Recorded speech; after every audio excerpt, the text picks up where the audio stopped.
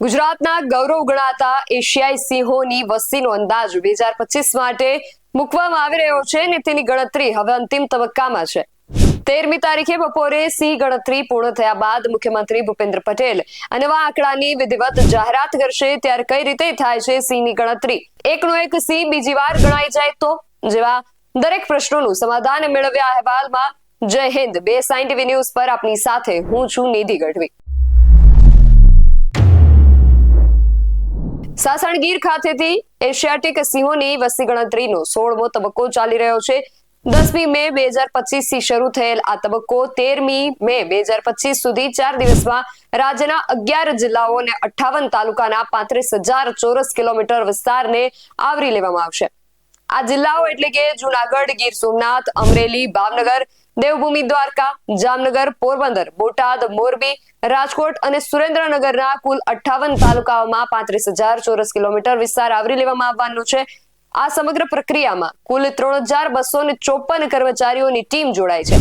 ગણતરી માટે 735 યુનિટ, 112 સબ zone, 32 zone અને 8 રીજન બનાવવામાં આવ્યા છે। ત્યારે આપણા બધાના મનમાં સવાલ થાય છે કે એક એક સિંહને અલગ અલગ તારવીને ગણતરી કેવી રીતે થાય? સિંહની બેવડી ગણતરી કઈ રીતે ટાળી શકાય? તો વન વિભાગે આ વર્ષે સિંહની ગણતરીમાં આધુનિક ટેકનોલોજીનો ઉપયોગ કર્યો છે। ડિજિટલ કેમેરા અને camera trap, GPS, GIS technology, radio collaring પદ્ધતિ અને એઆઈ આધારિત ડેટા વિશ્લેષણ સોફ્ટવેરનો ઉપયોગ કરવામાં આવી રહ્યો છે। આ ગણતરીમાં ડાયરેક્ટ બીટ વેરિફિકેશન અને બ્લોક કાઉન્ટ પદ્ધતિનો ઉપયોગ પણ થઈ રહ્યો છે। વન વિભાગ દ્વારા ફિલ્ડમાં સમગ્ર વિસ્તારને ઝોન વાઇઝ અધિકારીઓ, ગણતરીકારો, મદદનીશ ગણતરીકારો અને નિરીક્ષકો સહિત સ્વયંસેવકો દ્વારા સિંહની ગણતરી કરવામાં આવી રહી છે। સિંહની નોંધ અને ચકાસણી કરવા માટે નિયંત્રણ પત્રકો અને તેમને સોંપાયેલા વિસ્તારના નકશા આપવામાં આવ્યા છે। આ પત્રકોમાં સિંહોના અવલોકનનો સમય, હિલચાલની દિશા, લિંગ, ઉંમર, શરીર પરના કોઈ પણ અન્ય ઓળખ ચિહ્નો, જીપીએસ લોકેશન અને ગ્રુપ કમ્પોઝિશનની નોંધણી કરવામાં આવી રહી છે।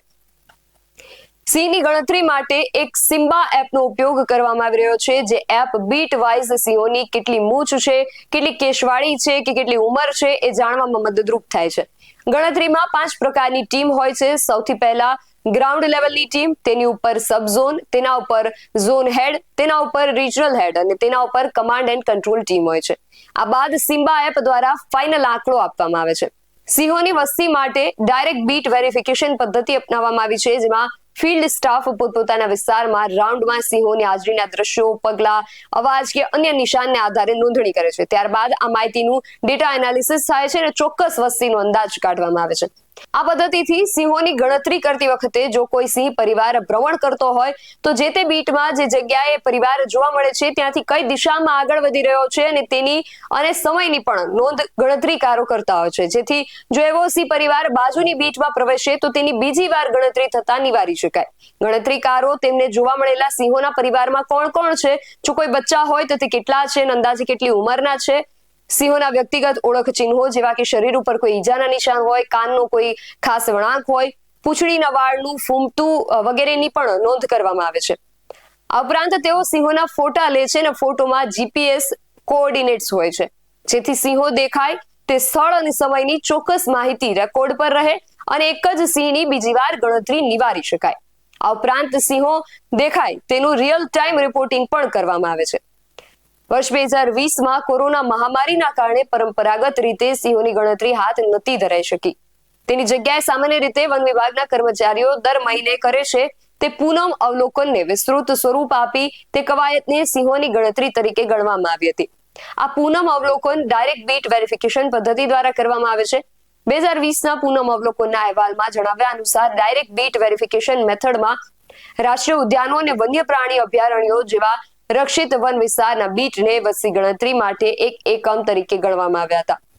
રક્ષિત વન વિસ્તારોની બહારના વિસ્તારોમાં સિંહોની વસ્તી ગણતરી માટે 2020માં 3 થી 10 ગામોના સમૂહને એક બીટ ગણવામાં આવ્યો હતો। ગીરમાં સિંહોની ગણતરી કરવાની શરૂઆત વર્ષ 1936માં જૂનાગઢથી કરવામાં આવી હતી। પ્રથમ ગણતરીમાં 287 સિંહો દેખાયા હતા। ત્યારબાદ 14 વર્ષ બાદ 1950માં ફરીથી મિસ્ટર વિન્ટર બ્લિથ દ્વારા વસ્તી ગણતરી કરવામાં આવી હતી, જેમાં સિંહની સંખ્યામાં 60નો ઘટાડો થઈને 227 નોંધાયા હતા। ત્યારબાદ તો ઘણી ગણતરીઓ કરવામાં આવી, જેમાંથી અમુક આંકડાઓ પર જો નજર કરીએ તો 1963માં 285 સિંહ હતા, 1974માં 180, 1984માં 239, 1990માં 284, 1995માં 304, 2001માં 327, 2005માં 359, 2010માં 411, 2015માં 523 અને 2020માં 674 સિંહ નોંધાયા હતા. એટલે આ રીતે આપણે જોઈ શકાય કે સિંહોની જે વસ્તી છે એમાં સતત ને સતત વધારો થઈ રહ્યો છે.